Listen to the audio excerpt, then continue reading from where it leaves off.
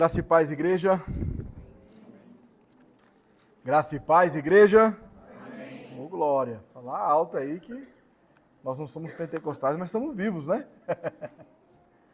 Louvado seja Deus. Por mais um dia do Senhor que nós nos encontramos para louvor e adoração daquele que vive e reina eternamente. Nós daremos sequência à exposição do livro do Evangelho de João. E hoje nós iremos finalizarmos o capítulo de número 7, ok? O nosso título: Reações ao discurso de Jesus.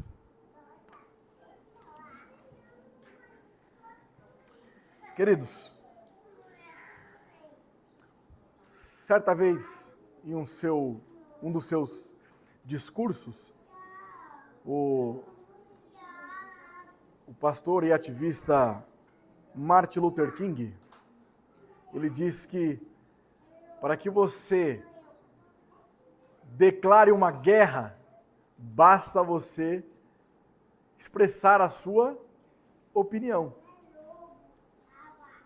Com verdade é isso. Pois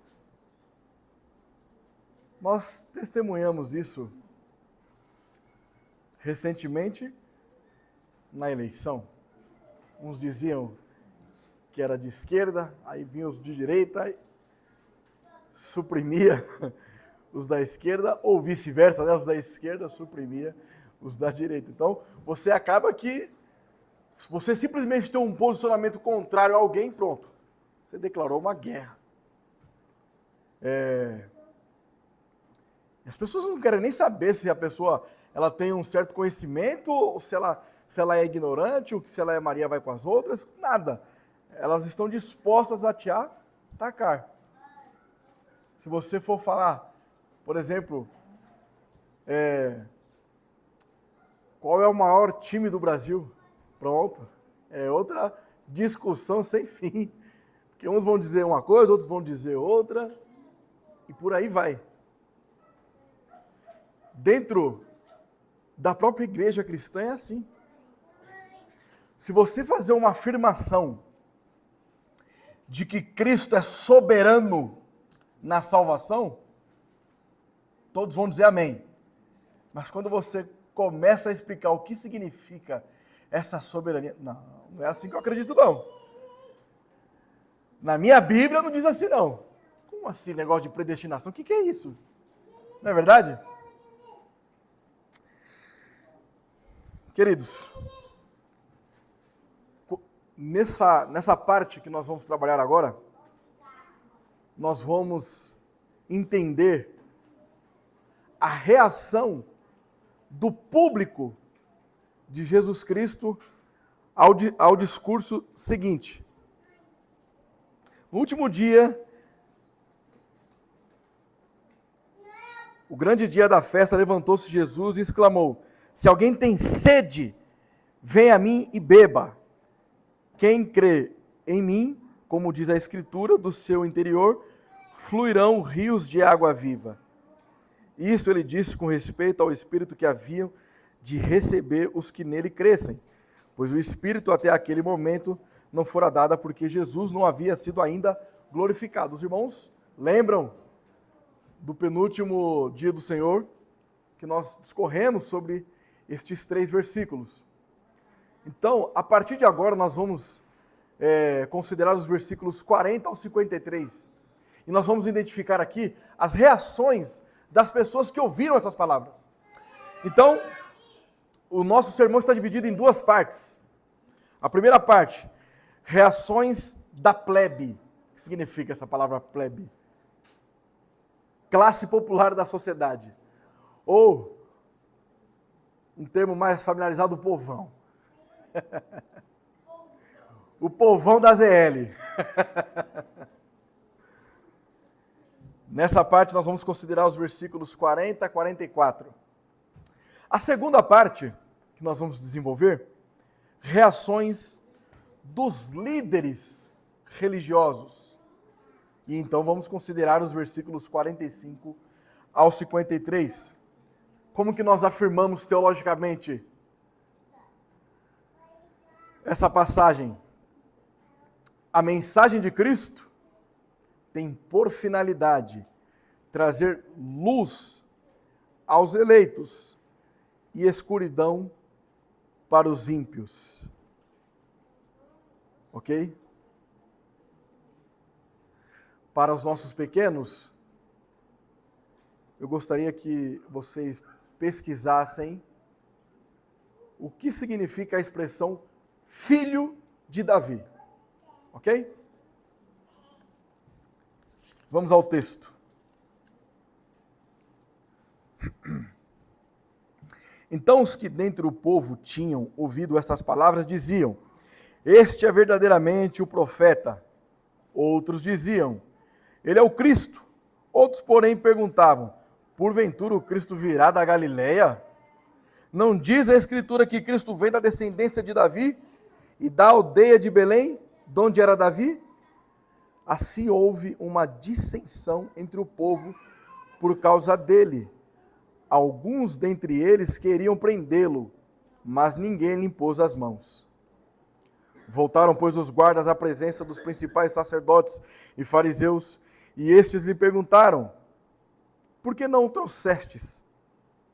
Responderam eles: jamais alguém falou como este homem. Replicaram-lhes, pois, os fariseus: será que também vós fostes enganados? Porventura creu nele alguém dentre as autoridades ou algum dos fariseus? Quanto a esta plebe, que nada sabe da lei, é maldita. Nicodemos, um deles que antes fora ter com Jesus, perguntou-lhes: acaso a nossa lei julga um homem sem primeiro ouvi-lo e saber o que ele fez? Responderam eles: dar-se-á o caso de que também tu és da Galileia? Examine e verás que da Galileia não se levanta profeta. E cada um foi para sua casa. Vamos ao nosso Deus em oração novamente. Pai Santo, mais uma vez, estamos aqui agora diante do texto exposto das Sagradas Escrituras para desenvolvermos o nosso crescimento espiritual. Que o Senhor fale aos nossos corações aquilo que nós necessitamos e nos convença do pecado, da justiça e do juízo por intermédio do Teu Santo Espírito. Que este sermão seja para a Tua glória, pelos méritos de Cristo, em nome de Jesus. Amém. Nós vamos considerar então os primeiros versículos, 40 ao 44. Então os que dentre o povo tinham ouvido essas palavras diziam: este é verdadeiramente o profeta. Outros diziam: ele é o Cristo. Outros, porém, perguntavam: porventura o Cristo virá da Galileia? Não diz a Escritura que o Cristo vem da descendência de Davi e da aldeia de Belém, de onde era Davi? Assim houve uma dissensão entre o povo por causa dele. Alguns dentre eles queriam prendê-lo, mas ninguém lhes pôs a mão. E aqui nós vamos, na primeira parte, reações do povão, reações da plebe. Queridos, primeiro, João está relatando, nessa passagem, o fruto do último sermão de Jesus, ok? Então, a partir do momento que Jesus ele faz o seu sermão, então ali cria-se certas divisões. Agora, na IBD nós estávamos trabalhando aqui a respeito daqueles que são inimigos da cruz de Cristo. Quando o Vitinho estava falando a respeito da depravação total. Então, eu até fiz um exemplo do meu colega ateu, né? Filho de Satanás. O ponto que aqui são pessoas que ainda não conhecem profundamente Cristo. Então nós não entendemos que essas pessoas aqui, o povão, são aquele tipo de inimigos de Cristo mortal, com ódio, diferente dos fariseus que queriam matá-lo, certo? Eles são inimigos por consequências lógicas e teológicas, por rejeitarem quem Cristo é, certo? Mas diferente do povo fariseu, que nós vamos entender que eles realmente entendiam quem Jesus estava dizendo que ele era, e por isso eles eram inimigos de Jesus. Mas aqui são pessoas comuns.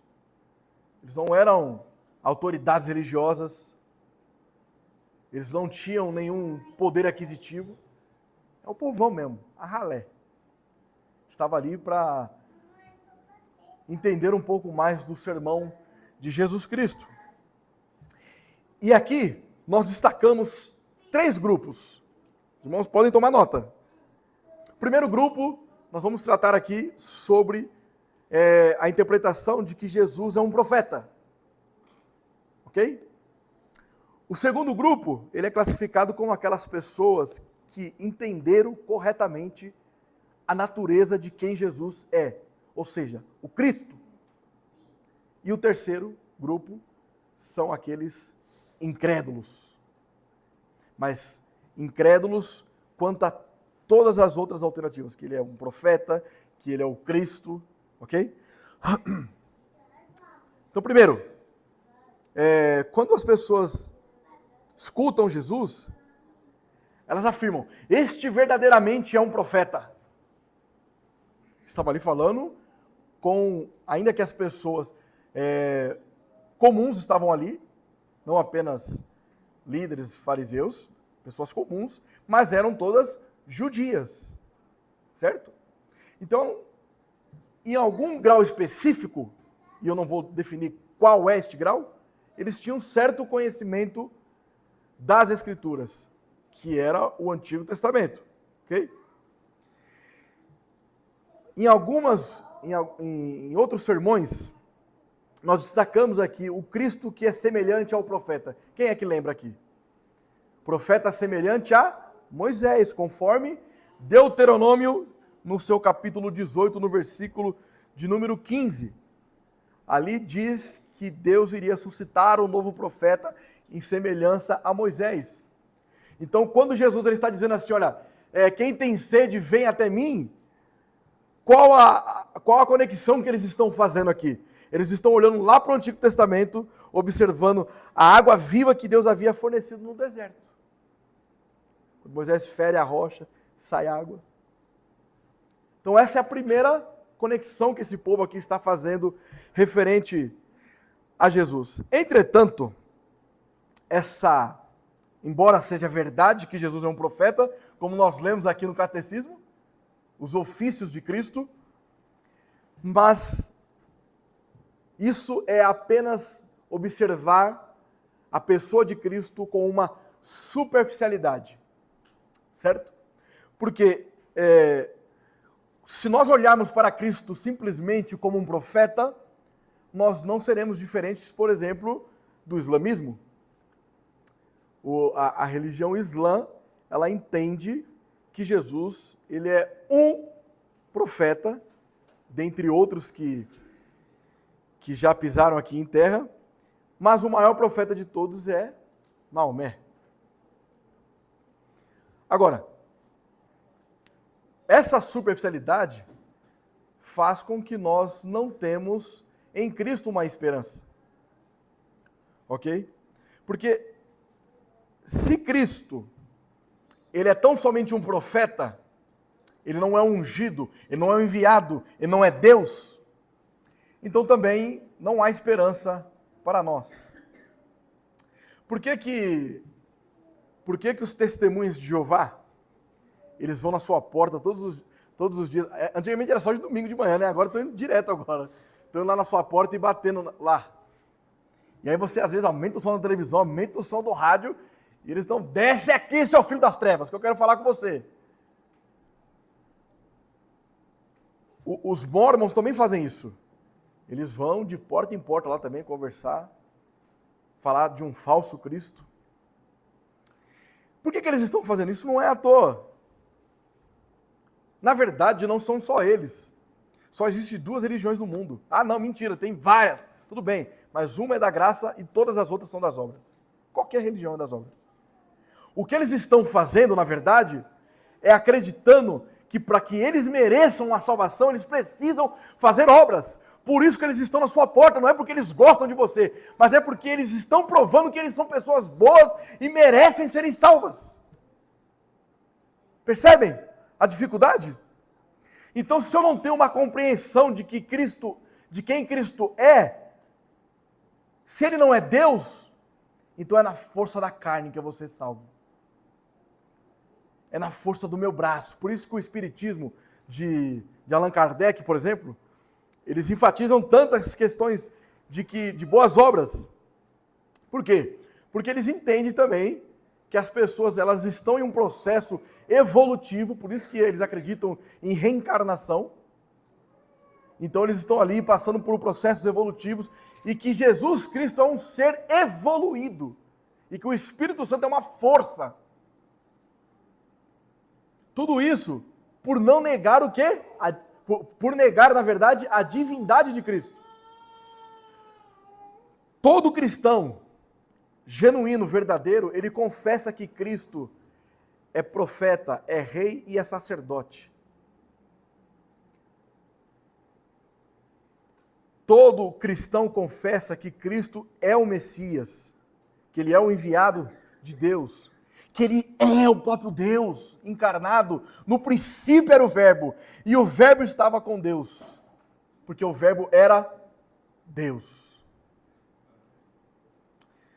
Quando nós fazemos esse movimento da interpretação correta de quem Jesus é, isso tira toda qualquer esperança em nós mesmos. Porque nós já entendemos que agora não são mais pelas obras, não é pela força do meu braço, não é por aquilo que eu posso fazer, mas é por aquilo que Cristo realizou na cruz. Eu tenho essa convicção. Entretanto, existe um ponto positivo em tudo isso que eu falei, dessas pessoas que entendem que Jesus é um profeta.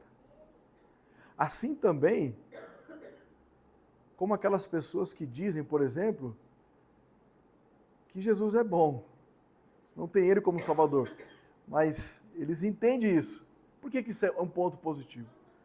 Porque eles são parcialmente incrédulos aqui, né? Eles se tornam para nós um campo missionário. Quando Jesus faz aqui o seu sermão, e eles entendem que Jesus é um profeta, você precisa entender como que essas pessoas entendiam o que era um profeta. Eles davam ouvidos aos profetas. Por que Herodes ele tinha medo de matar João Batista? Porque ele entendia que era um profeta. Então a pessoa que era tida por um profeta, desde que ela não fosse um falso profeta, porque alguns sermões atrás a gente já trabalhou sobre isso, né? De que eles eram sentenciados à morte, mas se eles reconhecem que Jesus é um profeta verdadeiro, então a palavra de Jesus tem relevância para eles. Então se torna um campo missionário. Então nós não devemos desistir dessas pessoas, por exemplo, que, olha, eu acredito em Deus, mas eu acho que eu não preciso estar na igreja, por exemplo. Primeira coisa que a mentalidade carnal, né? Miserável. Acho que vai ser salvo, olha. Você acha que você é bom, é miserável? Né? Mas a gente não pode desistir dessas pessoas. Elas têm um fundo bem pequenininho de verdade. Pode ser que elas não sejam eleitas, mas pode ser que seja. Como a eleição não é de entendimento do ser humano, você não sabe quem é e quem não é eleito, nós temos evidências de quem são eleitos, né? Os eleitos, eles dão evidências, mas a certeza plena e absoluta é de Deus. Então as pessoas são os nossos campos missionários, onde nós devemos evangelizar essas pessoas. Deixa eu contar uma história como ilustração para isso. Eu tenho várias histórias, né? Que eu converso bastante com as pessoas. Estava com um casal, idoso já o casal. E aí, a mulher estava bem revoltada com a igreja. O marido era evangélico, olha a confusão. Ela agora estava indo para a igreja católica e ela não sabia que eu era crente também. Mas ela estava batendo forte nos crentes. E eu quieto. Eu amo quando as pessoas vêm falar de Deus comigo. Porque elas me dão a oportunidade de poder conversar com elas também, né? E eu lá quieto ouvindo e pensando até comigo, né? Como é que esse senhor conseguiu deixar a situação chegar nesse nível, né? A mulher na igreja católica, ele na igreja evangélica, ela brava com todo mundo, ele é crente, ela brava com os crentes. Algo estranho, né? E aí, então, eu conversei com essa mulher, eu fiz uma seguinte pergunta para ela. Falei, olha, a Bíblia, ela é a palavra de Deus ou ela contém a palavra de Deus? Porque eu queria saber qual é o entendimento que ela tem a respeito do livro sagrado. E aí, antes que ela me respondesse, eu falei para ela o seguinte, olha, vem sabendo o que você vai me responder. Porque se você disser para mim que a Bíblia é a palavra de Deus, então nossa conversa agora é a partir da Escritura. Se você disser para mim que a Bíblia não é a palavra de Deus, a viagem é longa. Eu vou conseguir conversar com você bastante tempo aí para provar para você que a Escritura é a palavra de Deus. Ela, não, a palavra é de Deus. Oh, glória! E aí, então, conversando com ela com base na Escritura, mostrando que a depravação total, em primeiro momento, que não é fugindo da igreja, indo para grupos sectários, que você vai encontrar a paz. E no final, essa mulher começou a pensar diferente, começou a refletir mais. Na época a gente estava na igreja mãe ainda, então eu dei um panfletinho de lá, nem sei se ela foi para lá depois, mas enfim, ela ouviu bastante coisa do Evangelho. Então, essas pessoas que têm uma certa inclinação, ainda que leve, nós não podemos desistir dessas pessoas. Elas são incrédulas. Se elas morrerem nessas condições, elas serão condenadas ao inferno. Mas enquanto há vida, há esperança. Nós não devemos desistir de anunciar o Evangelho de Cristo. Essas pessoas que reconheciam que Jesus era um profeta, talvez, pode ser que entenderam perfeitamente quem de fato Cristo era. Ok? O segundo grupo, eles já possuem uma opinião mais assertiva. Ele é o Cristo. Qual a implicação disso? Eles ouviram a oferta do Evangelho e eles responderam com fé à oferta do Evangelho. Por isso, da nossa afirmação teológica, a mensagem de Cristo tem por finalidade trazer luz aos eleitos. Os eleitos, quando escutam o Evangelho, no momento oportuno que Deus estabeleceu desde a eternidade, esses eleitos irão crer na oferta do Evangelho. Isso também é mais um incentivo para que nós não desistimos de anunciar o Evangelho de Cristo. Tem muito eleito perdido aí fora. Tem muito eleito que não sabe da sua eleição, que ainda não teve um encontro genuíno com Cristo, a saber, a oferta do Evangelho. Talvez ele até foi para uma igreja, mas foi alimentado, como o nosso irmão Vitão, na aula introdutória, tinha dito aqui, por isopor. Está faminto do que é o Evangelho. Entretanto, também, a mensagem de Cristo é escuridão para os incrédulos. E aqui, o que essas pessoas estão dizendo quando elas falam, ele é o Cristo? Porque eu sei que agora, se eu beber da água dele, eu jamais vou ter sede novamente. A minha confiança está não nas minhas obras. Lembre-se que eu acabei de dizer, toda e qualquer religião que não seja religião da graça é religião das obras. Então o judaísmo não é diferente. Quando eles afirmam que Cristo é o Cristo, eles estão dizendo, acabou as minhas obras. Agora é as obras de Cristo que me justificam. Eles estão reconhecendo agora, de fato, quem Jesus é. Ok? O terceiro grupo são os incrédulos, possuidores de orgulho cívico, preconceitos regionais. Isso era bem comum na antiguidade. As pessoas, dependendo de qual localização você morava, você ia sofrer um preconceito. Ah, você é lá de São Mateus. Ih, misericórdia, coitado. Lá de Caieiras.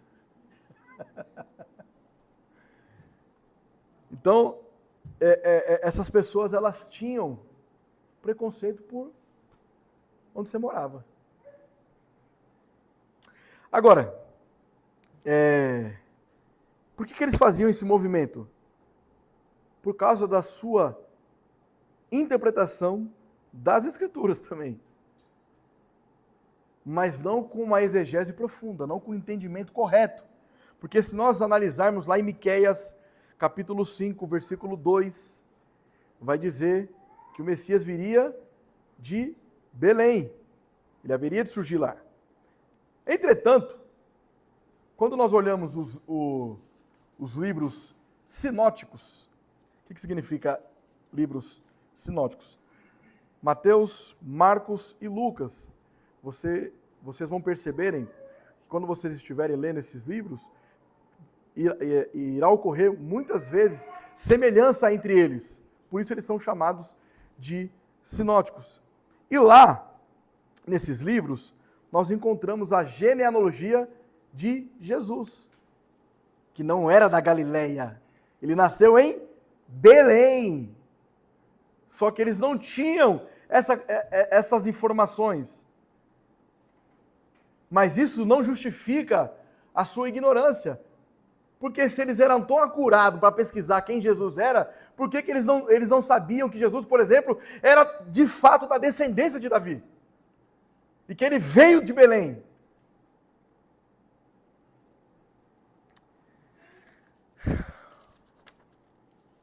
Então, pelo simples fato de ter essa dificuldade de interpretação no povão, além de ser comum esses tipos de divisões, então as pessoas às vezes debatiam entre si porque uns pensavam de uma forma. Por exemplo, vocês vão ter, só dentro do judaísmo, vocês vão ter os fariseus, os saduceus, os essênios, que divergiam entre si. Uns acreditavam em anjos, outros não acreditavam. Uns acreditavam em eternidade, outros não acreditavam. Então, era comum ter esse tipo de debate. Agora, o fato é que a pregação do Evangelho, inevitavelmente, produz dissensão.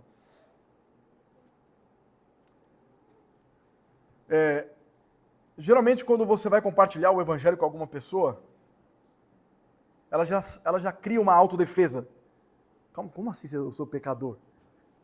Como assim eu sou totalmente depravado? Oxi, eu nunca, é como o José falou, nunca matei ninguém, ué. Nunca roubei ninguém.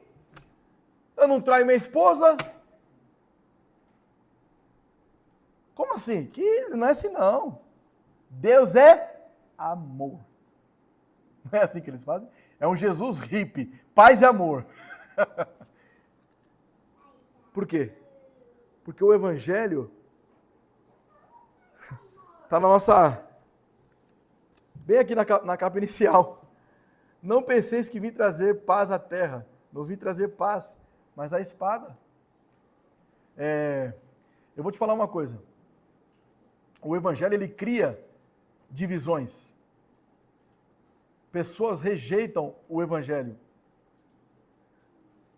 Outras pessoas são alcançadas pelo Evangelho.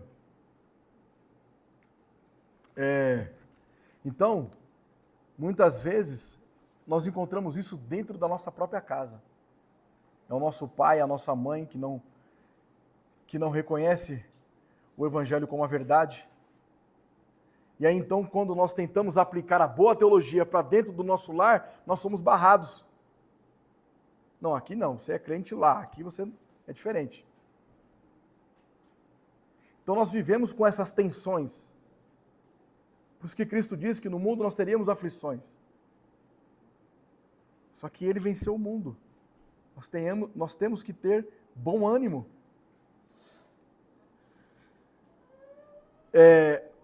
Por eles não saberem como se sujeitar a essa nova doutrina, eles criam essas divisões. Ok? E o que isso acontece? É exatamente assim que surge as seitas e facções.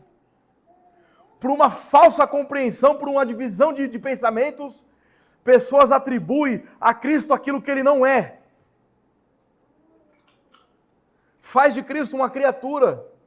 Faz de Cristo o irmão de Lúcifer. Faz de Cristo um homem que casou com uma mulher e teve filhos.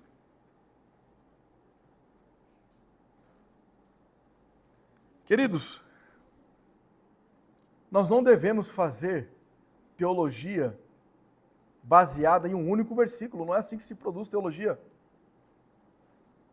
Se nós não tivermos concordâncias bíblicas, se nós não tivermos uma cosmovisão bíblica, uma visão macro do que a Escritura diz, nós vamos tropeçar e cair nesses tipos de seitas, essas divisões, que não produz salvação. Na verdade, eles estão fazendo com que as pessoas caminhem a passos largos ao inferno. Porque, de fato, são inimigos da cruz de Cristo. São filhos do Satanás.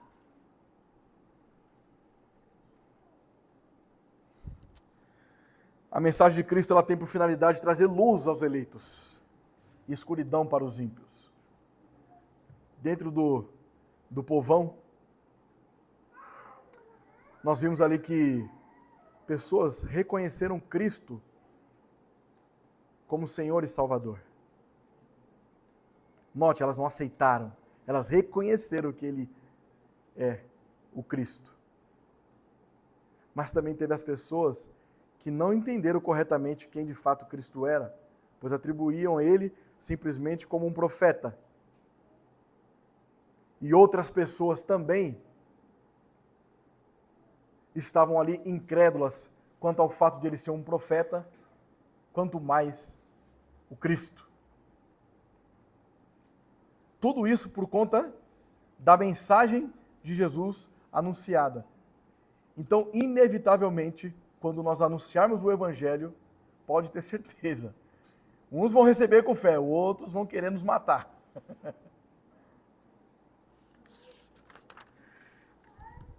Eu também já fui muito xingado também, viu, meus irmãos?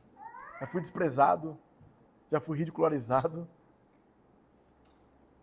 Não acha que sempre nas minhas experiências foi só vitória e vitória. Teve lutas também. E continuará tendo. Vamos à nossa segunda parte. Reações dos líderes religiosos, dos versículos 45 ao 53.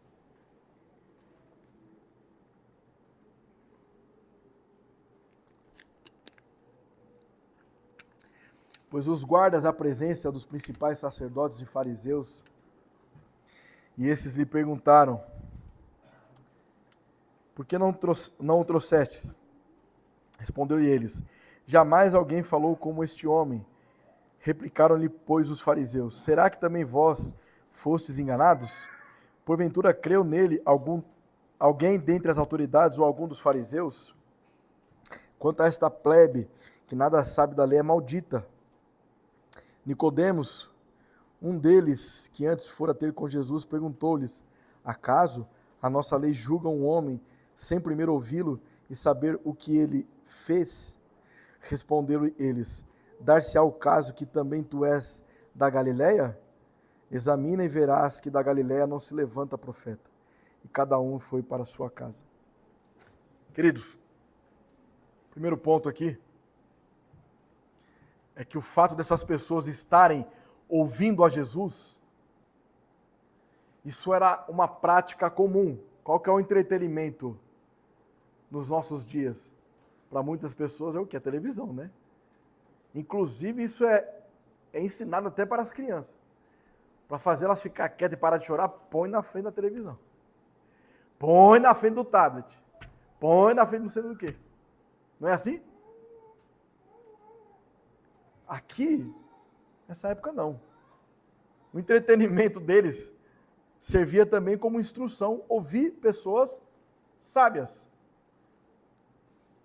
Lembram que eu tinha dito a respeito de alguns filósofos, e Jesus faz aqui um paralelo com isso? Quem tem sede, vem a mim. Esse vem a mim é um convite ao que? A sabedoria. Se vocês têm fome, venham a mim. Estão sedentos, venham a mim. É o Cristo convidando a sabedoria. E aqui nós percebemos que voltaram os guardas à presença dos principais sacerdotes e fariseus. E nós vamos entender que eles ficaram admirados pelo discurso de Jesus. E os fariseus, eles estavam agindo aqui como tiranos, injustos. Por que não os trouxeste? Olha, por que vocês descumpriram a minha ordem? Por que vocês não fizeram o que nós mandamos vocês fazerem? Nós lhe demos ordens para que vocês fossem lá e prendessem Jesus Cristo. Como é que assim vocês voltam tranquilamente? Parece uma... Eu ia falar, mas não vou falar o nome dele não, porque não quero que o nosso vídeo seja... Mas ele é careca também. Bom, deixa para lá. Entendedores irão entender.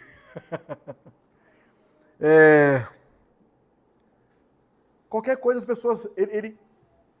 Eles queriam fazer com que Jesus fosse preso por qualquer tipo de argumento que ele tivesse levantado. Simplesmente. Eles não queriam nenhum tipo de julgamento prévio, eles não queriam fazer como a lei exigia.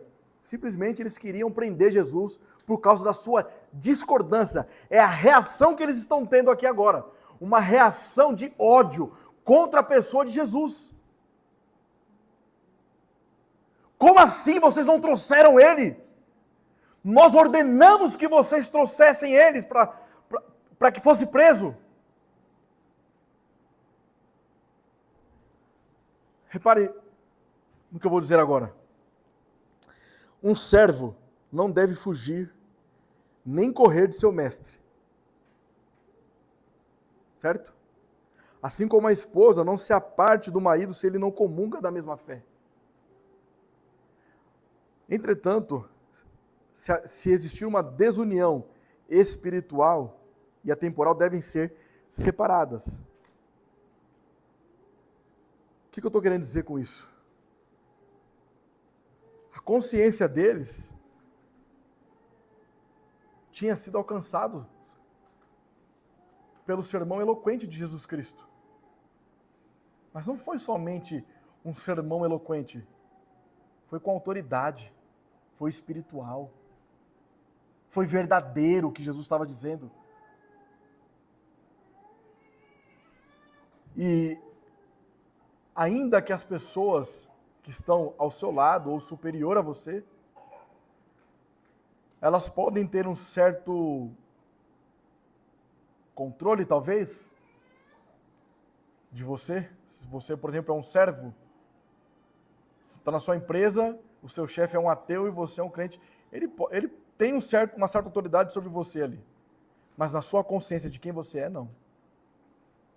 Eles não se importaram com a lei que eles haviam recebidos. Pelo contrário, ao ouvir o discurso de Jesus Cristo, eles deram mais ênfase para o que Cristo estava dizendo do que para a ordem dos fariseus. Nós, em última instância, devemos obedecer a Cristo ao invés dos homens. Os servos, eles estavam exaltando o ensino de Cristo. E os fariseus iam na contramão. e acusava Jesus de enganar o povo. Como é? Vocês estão acreditando nele mesmo? Até vocês estão sendo enganados? Agora, note uma coisa. Na quarta-feira, o Vitinho trouxe um estudo sobre a providência. O irmão Leonardo também chegou a comentar algumas coisas. Isso faz parte da providência também. Por quê? Porque quando os oficiais vão prender Jesus, Deus preservou o ministério de Cristo, ao ponto que eles ficassem admirados pelo que estavam ouvindo e desistissem da ordem dos fariseus. É a providência de Deus no controle de todas as coisas. Não era a hora de Jesus ser preso. É na hora que Deus quer que ele vai ser. Mas não é esse momento. E aí, então, eles, nesse diálogo com os oficiais, como pode? Vocês estão sempre conosco. Os nossos empregados estão aqui ouvindo nós ensinarmos a lei. Como pode vocês ficarem admirados por o ensino desse enganador?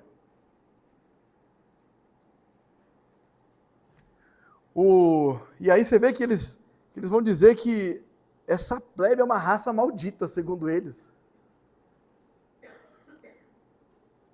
Os rabinos, eles tinham desprezo por aquelas pessoas de origem mais humilde. O que eles estão dizendo com isso? Ele é um impostor. Por que nós não somos convencidos dos ensinamentos dele? Porque nós temos conhecimento, nós temos sabedoria, por isso que nós não caímos nesse conto da carochinha. Vocês não devem ser enganados por esse Cristo. É mais ou menos como se ele estivesse dizendo assim, olha, se eles tivessem, se esse povão miserável tivesse a educação que nós temos, se eles tivessem o mesmo estudo que nós tivemos, eles jamais iriam crer. É isso que os fariseus estão dizendo aqui. Acreditando que é por conta de um conhecimento cognitivo que fez com que as pessoas acreditassem ou não em Jesus. Você vê que quando Nicodemos ele vai conversar agora com os fariseus, ele apela para a lei. Por que isso? Porque nem sempre as elites elas agiam segundo a lei. Não é muito diferente de hoje, né? Às vezes você vai ver um cara que matou alguém e o cara tem um poder aquisitivo, em 3 dias ele está na rua. O cara que roubou uma lata de sardinha, não que justifica as coisas, né? Quem cometeu o crime tem que ser responsabilizado. Mas se o cara for pobre, ele vai permanecer a vida inteira na cadeia, enquanto o cara que é rico, não é assim? É um mundo injusto, perverso que nós estamos. Então, os fariseus, eles tinham autoridade para exigir um julgamento legal. Por isso que o apóstolo Paulo, quando ele está diante das autoridades, ele fala assim, olha, eu sou romano, e eu sou um fariseu também, e eu quero ser julgado certinho. Não é assim não, meu irmão, vai me colocar na cadeia assim de graça não. Vamos para o debate primeiro. Então, e Nicodemos, ele toma para si isso, e ele vai até eles. Agora, é interessante, logo Nicodemos fazer isso. Porque Nicodemos, Jesus Cristo havia lançado a sementinha ali. Nós não temos muitas informações para saber se depois ele foi convertido a Cristo. Pode ser que sim, pode ser que não. Entretanto, o encontro com Cristo fez com que ele mudasse algumas coisas. Por exemplo, ele não foi nas ideias dos fariseus amigos dele. Ele vai na contramão dos companheiros fariseus. E note, eles estavam cheios de preconceito.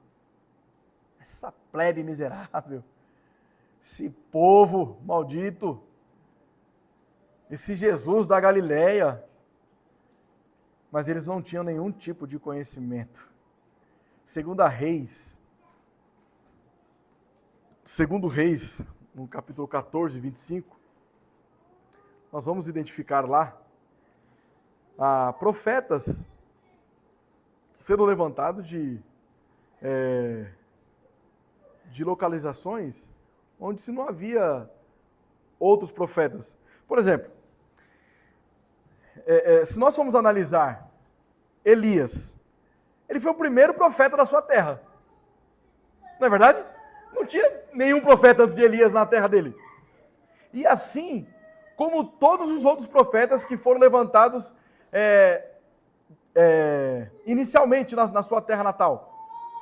Então, o fato de não haver tido nenhum profeta lá na Galileia não significa que não poderia existir outros profetas. Que regra é essa? Quem foi que colocou essa regra? Cada profeta de uma terra, ele foi, dependendo de qual época foi, ele foi o primeiro profeta daquela terra. Sempre tem a primeira vez, não é verdade? E alguns estudiosos entendem que a própria... Eles também estão querendo dizer que lá não tem ninguém importante. Mas isso aqui eu não consigo confirmar com certeza, mas eu tentei, viu? Eu estudei bastante lá, mas não consegui encontrar algo suficientemente robusto. Mas existem especulações de que a juíza Débora, no Antigo Testamento, ela ficou ali entre a tribo de Naftali ou Zebulon, que futuramente seria a Galileia. Então, se isso de fato for verdade, teve pessoa importante lá como Débora. Mas o fato também, se isso também não tivesse acontecido, também não anula o fato de que poderia nascer um profeta lá na Galileia. Quem disse que não? Como é que não pode sair um pregador lá de São Mateus, lá de Caieiras? Quem foi que disse aí, né, Wellington? Não tem como.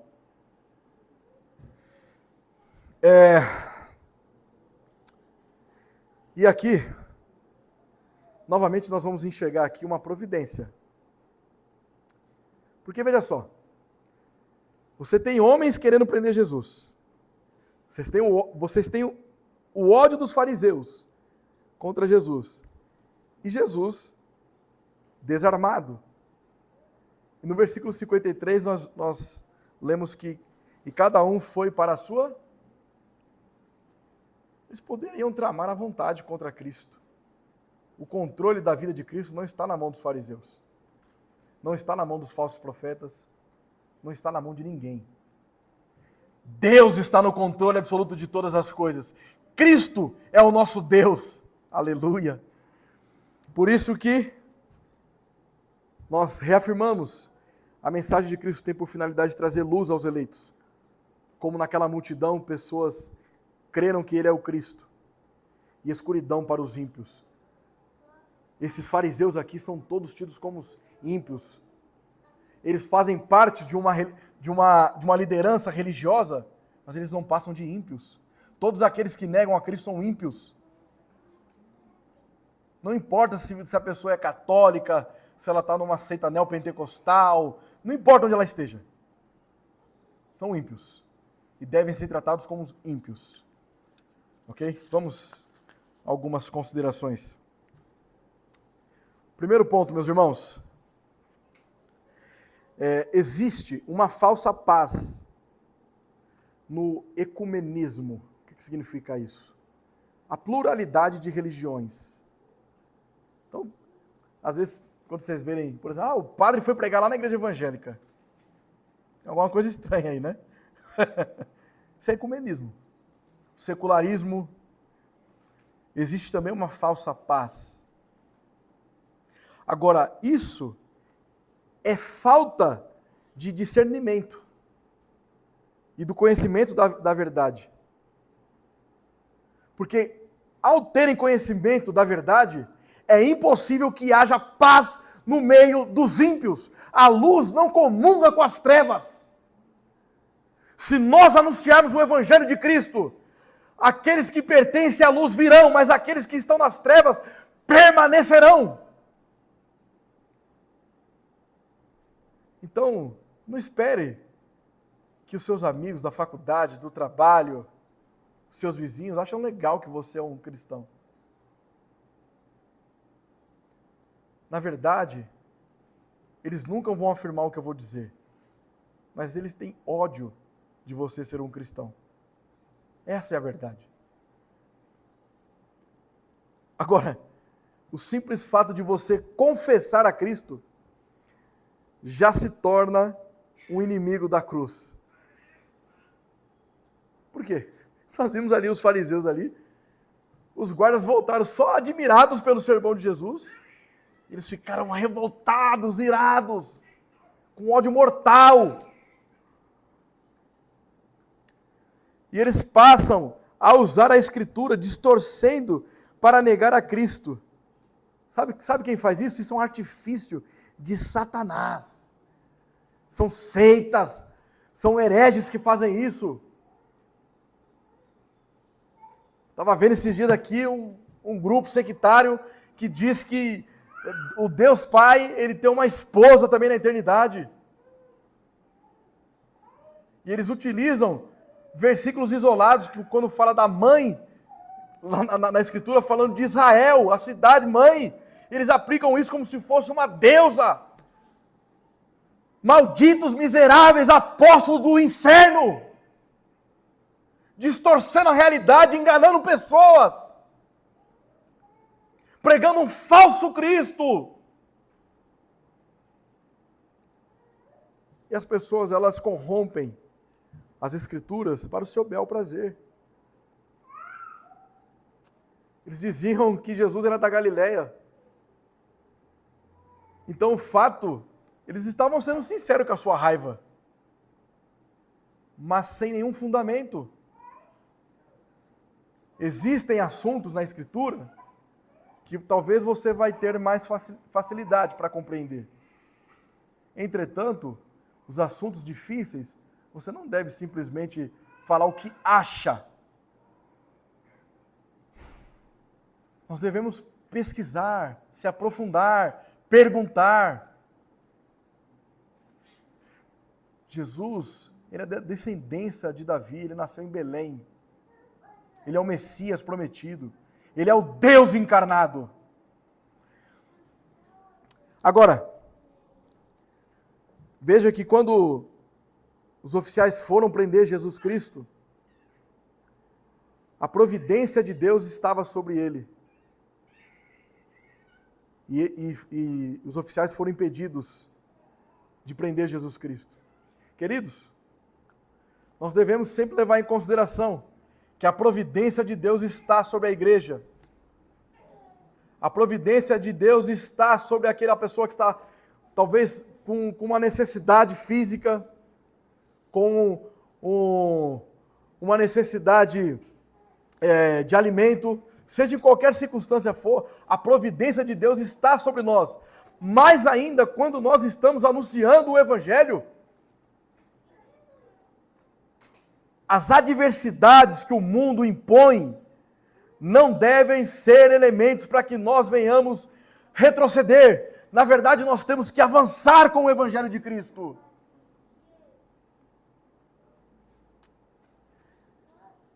Alguns da plebe creram que ele era o Cristo. Os mestres não. O que significa isso? Que a salvação, ela não é fruto de um gnosticismo, de um conhecimento que faz com que você tenha uma luz e aí então você é salvo. Não é tem muitos professores de teologia que são ateus funcionais. Eles não creem no que eles ensinam. Não é porque uma pessoa é eloquente, que ela se expressa bem, que ela tem um conteúdo de teologia, que então você, amém, vamos lá. Não é assim. Teologia sem espiritualidade é a morte e o declínio da igreja. A nossa teologia tem que estar encharcada pelo poder do Espírito Santo. É Ele quem nos convence do pecado, da justiça e do juízo. É Ele que nos lembra daquilo que Cristo nos ensinou e faz com que nós sejamos verdadeiros adoradores. Veja, Você pode ter uma boa ortodoxia, a doutrina correta. Mas se você não tiver uma boa doxologia, a maneira exata a expressão de adoração ao Senhor, você terá uma teologia fria, superficial. Agora você pode ter, aí você fala, então eu quero simplesmente adorar. Mas se você não tem uma boa teologia, você se torna um idólatra. A teologia, ela converge em adoração. Se o conhecimento que nós temos não convergir em adoração a Deus, nós estamos mortos. Não há vida em nós. Mas o que nos motiva a adorar a Deus é aquilo que o Espírito Santo realizou em nós, nos capacitou para que nós viéssemos ter conhecimento a respeito de quem de fato Cristo é. E por isso nós nos prostramos a Ele, nos adoramos a Ele e glorificamos a Ele. Agora veja uma coisa. O Senhor da casa não é o dono da consciência do servo. Cristo, Ele reina sobre a consciência dos eleitos. Seu pai pode não entender isso, sua mãe pode não entender isso, seu marido pode não entender isso. Mas a nossa consciência está cativa ao Evangelho de Cristo. Os sábios rejeitam a Cristo, mas os humildes, com fé, recebem a Cristo e seguem confiando nele. Os humildes são aqueles que são pobres de espírito. Lembram? Aqueles que compreenderam a sua depravação e a necessidade de um Redentor. Finalizando. Onde os ímpios governam, os que querem viver de maneira piedosa e reta, não podem viver em paz e tranquilidade. A estrutura governamental do período que nós estamos trabalhando nesse texto é diferente dos nossos dias. Então, o poder, na verdade, estava sobre o Império Romano. Mas, no que tange a respeito de religiosidade, a autoridade eram os fariseus, os escribas, ok? Então, você só pode ser uma pessoa piedosa se você estiver aos pés de Cristo. E por as pessoas confiarem em Cristo, elas eram atacadas e ridicularizadas. Se nós estamos hoje em um país onde nós somos governados por ímpios, nós não devemos esperar a melhoria de um país como esse, no sentido material. Então, antes que nós nos submetemos a um país caído, nós nos submetemos a Cristo e avançamos com o Evangelho, pregando a toda criatura. Não é governo que vai mudar a história deste país, a história da humanidade. O que muda as pessoas é o Evangelho de Cristo. São pessoas nascendo de novo, são pessoas se arrependendo dos seus pecados, crendo em Cristo como Salvador. E assim elas são pessoas que podem ser consideradas aquelas eleitas de Jesus Cristo. Lembre-se, a mensagem de Cristo tem por finalidade trazer luz aos eleitos e escuridão para os ímpios. Não desistem de pregar o Evangelho. Não desistem de anunciar a Cristo, o verdadeiro Cristo. E não desistem de chamar os pecadores ao arrependimento para a glória do nosso Deus. Em nome de Jesus. Amém.